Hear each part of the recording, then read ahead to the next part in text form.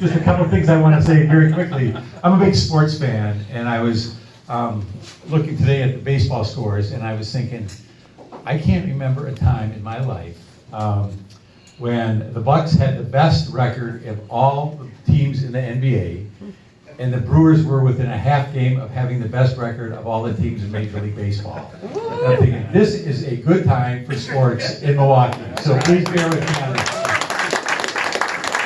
I also have to give a huge shout out to all of you, to labor in particular.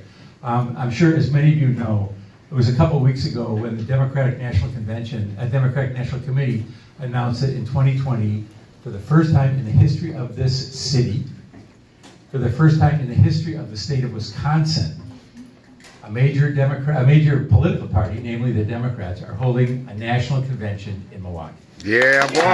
That is a big deal. And a couple of things. One, I honestly believe this. You play an important part of this. Because one of the things that they considered is, okay, what's the labor environment? And Milwaukee is considered a great labor city. So thank you, every single one of you, for being part of this, for creating the image, and I hope the reality, that this is a great labor city, a great place for working people. The other thing that I have to just share with you, and again, I apologize, I'm taking too much time, how this whole thing went down. Miami and Houston were the two other finalists with us, and I have to tell you one of my favorite moments, if you'll bear with me. So we have this group that comes in over the summer from the Democratic Party. They're probably 18, 19 people, and they come to look at everything, just to scour the city. And what I said after they left, I said, I think they were surprised we had indoor plumbing. Because a lot of them had never been to Milwaukee before, didn't have a sense of what it was, and I think we blew them away. At how nice the city is. Yeah. And what was really nice about it is when they came to visit the city and tour the Fiserv Forum, it was less than 48 hours after the ribbon cutting. So there hadn't been a single event. It could not have looked shinier. And we walked them through like, well, this is what it looks like all the time. And then the question was, well, can you handle 50,000 people, every 50,000 people? And the timing was such that it was 2 days before the Harley-Davidson ride home, where I said, and we could just say this, well, we're going to have between 100,000 and 150,000 motorcycle riders here in 2 days. We can do this. We do this all the time. So like when you get to the end zone, act like you've been there before. It's like, oh yeah, no problem. But the part that I liked the most was, as I was driving down to have the meeting with them, and they're asking you all these questions, you're asking all these questions.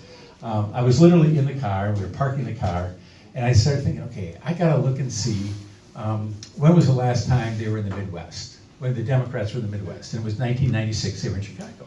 So I typed in the Wikipedia, whatever you call it, and it shows where all the conventions have been since the beginning of time. And I'm looking at the Midwest, and it's Chicago, Chicago, Chicago, Chicago, Chicago. I think it was 5 times over the last 150 years. And I'm looking, there's no other Midwestern city. It's every time they come, it's been to Chicago.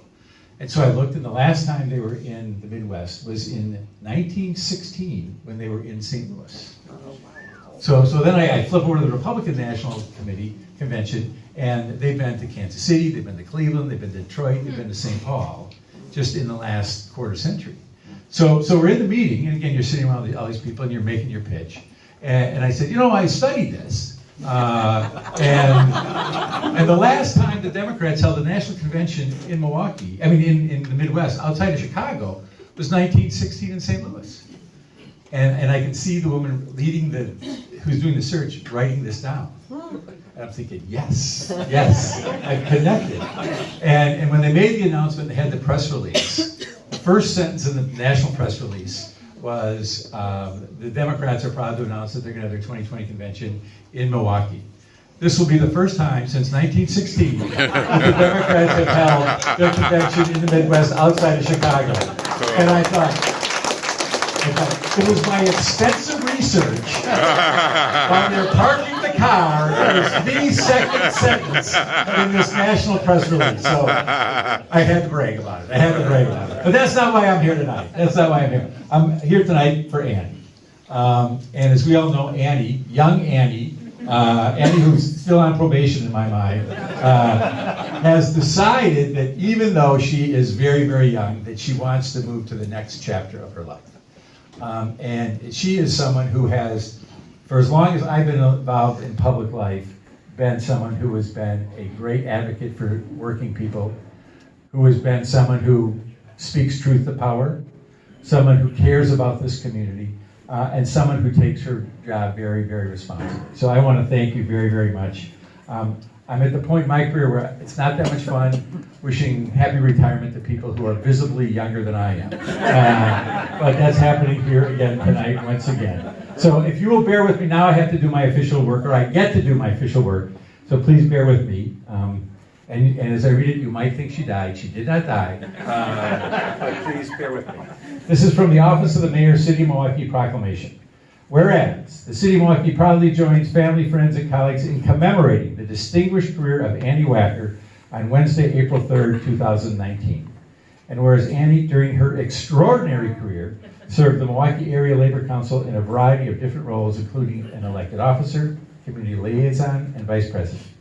And whereas Annie's tireless involvement in the labor movement improved the lives and protected the rights of countless individuals throughout the Milwaukee area.